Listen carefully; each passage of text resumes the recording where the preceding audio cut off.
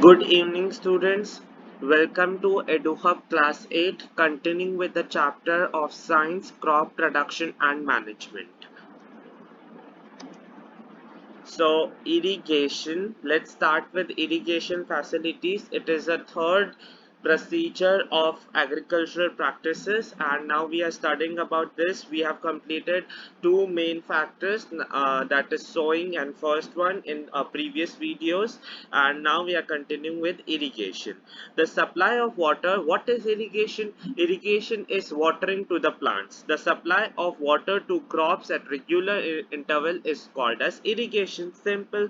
Okay, what is irrigation? The supply of water, पानी का supply करना एक रेगुलर इंटरवल्स पे इज नोन एज इरिगेशन किसको क्रॉप्स को ठीक है अब all living beings included plants animals and human beings everything are living plants भी living है animals भी living है human beings भी living है so all living beings need water to live हमें सबको पानी की जरूरत होती है जीने के लिए water is important for proper growth and development so why do we need water हमें इतनी water की क्यों जरूरत होती है all plants animals and human beings why do we need water so water is important for proper growth and development अगर हमें पूरा proper growth and development चाहिए so we need water and water is the most important key unit of our life so water is absorbed by plant roots so where does the water taken by plants अब plants अपने अंदर water कहाँ से लेते हैं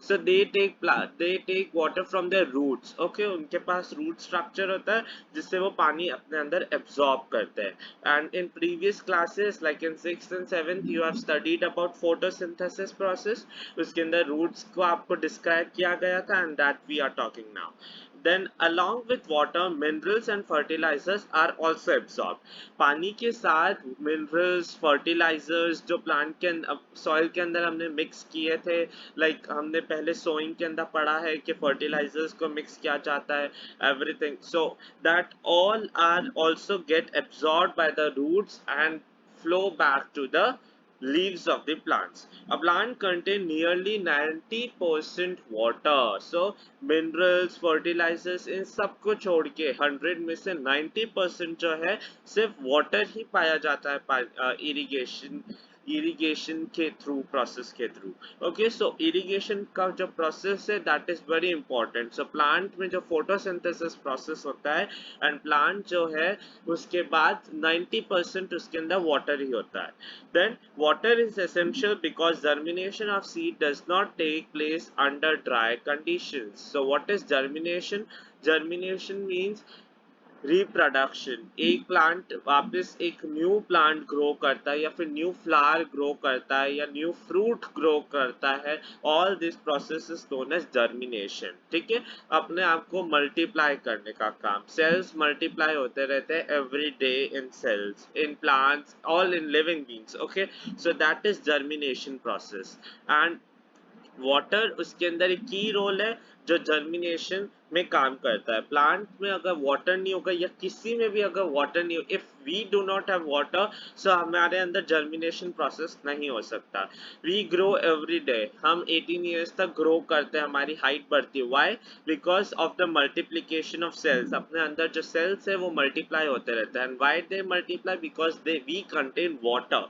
like that plant also contain water और जब water आता है जब उसके अंदर ग्रोथ होती है आप अगर एक एक्टिविटी ट्राई करना चाहो तो आप एक पॉट लो घर में पॉट के अंदर एक प्लांट ग्रो करो two plants in one pot one plant in second pot another plant and दोनों प्लॉट में एक पॉट में आप रोज पानी डालो इन इनफ अमाउंट और एक में पानी मत डालो so you will see the difference एक पौधा जो तो मर जाएगा और एक पौधा बहुत ही अच्छा ग्रो करेगा ठीक है सो जर्मिनेशन प्रोसेस के लिए irrigation watering is necessity water is necessity dry conditions में पॉसिबल नहीं है next slide so categories of irrigation. So irrigation दो तरीके से किए जाते हैं इंडिया के अंदर. We are talking about mainly about India. So India के अंदर इरिगेशन दो तरीके से किया जाता है, traditional irrigation and modern methods. Okay, traditional methods वो मेथड्स जो पहले यूज आते थे पुराने जमाने में, एंड मॉडर्न मेथड्स जो अभी यूज आ रहे हैं. एंड दैट सो अपन इनके पीछे कुछ डिफरेंसेस हैं, we will read about this. So the water available in wells, lakes and canals is lifted up by different methods in different regions for taking it to the fields.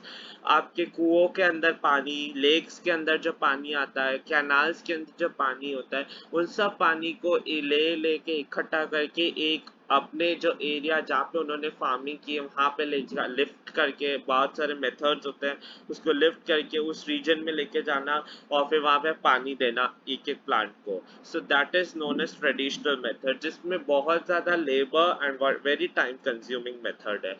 And modern method use irrigation help us to use water economically. मतलब इसके अंदर जो water है ये बहुत ही कम amount में बट इन एफिशिएंट अमाउंट, मतलब जितना आपकी प्लांट को नेसेसिटी है उतना आपके अपन उन प्लांट्स को पानी दे पा रहे हैं. And without wasting water, without wasting natural resources, and हम पानी में बिना without time consuming, ज़्यादा इसमें time consume भी नहीं होता, without labor, ज़्यादा इसमें laboring की ज़रूरत नहीं है.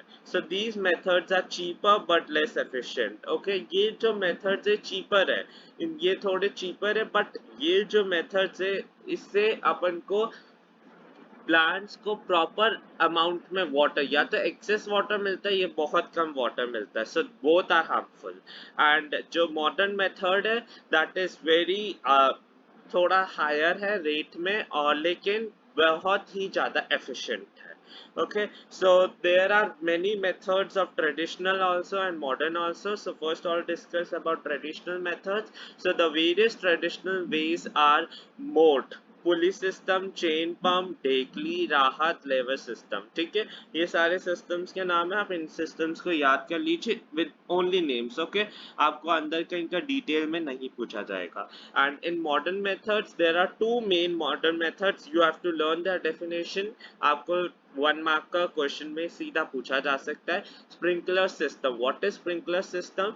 This system is more useful on an uneven land where sufficient water is not available. Okay, जब यहाँ पे undulating land like ऊपर खाबड़ की जो जगह होती है वहां पे अगर अपन ने क्रॉप्स ग्रो कर रहे हैं, ठीक है, तो उनको पानी कैसे मिलता है? उनको पानी अपन एक एक को जाएंगे, so that will be labour. But modern methods की बात करें तो इसके लिए क्या मॉडर्न मेथड है? सो that is sprinkler system. Sprinkler system में क्या होता है, एक रॉड लगा दी जाती है with connected with a pipe और अ मोटर और अ वाटर बॉडी, और उसमें से बहुत सारे उसके टॉप में बहुत सारे होल्स किए जाते हैं और वो राउंड राउंड घूमता है. ठीक है, आपने इसको most of the in gardens आपने देखा होगा, और वो पूरे जो है उस एरिया के अंदर पानी दे देता है. So this is the best method for the undulating lands.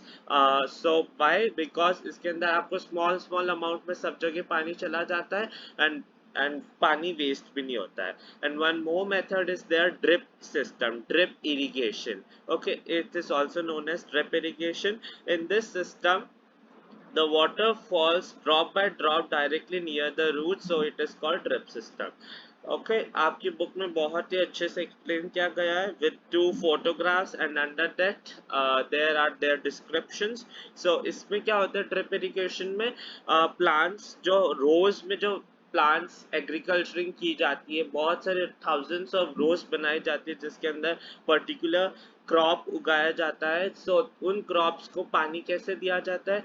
Her crop की हर लेन में पाइप्स लगा दिए जाते हैं, एंड इन पाइप्स में हर प्लांट के डिस्टेंस पे होल्स होते हैं, और उस होल से पानी सप्लाई होता है, एंड फुल डे वो पानी चलता रहता है, और एक एक ड्रॉप पानी की आती रहती है, एक एक ड्रॉप पूरे टाइम चलती रहती है. और ये ड्रॉप से क्या होता है, सीधा रूट में जाती है, तो इवेपोरेशन भी नहीं हो पाता है. एक एक ड्रॉप जाती है सीधा रूट्स एब्जॉर्ब करती है और रूट्स अपने प्लांट के लीव्स तक पहुंचा देती है. So this I think it is the best method. Okay, by this I end the class.